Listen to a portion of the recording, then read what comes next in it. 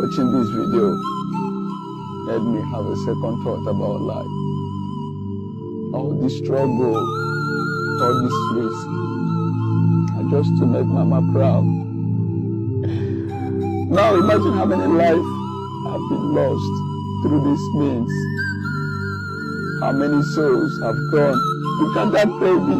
Look at that small child. Look at that baby. Please, our people, don't risk yourself, don't risk your life just because of money. It's better you stay in your country. A living dog is better than a dead lion. Can you imagine? Oh, Africa, Africa, Africa. It will only get better.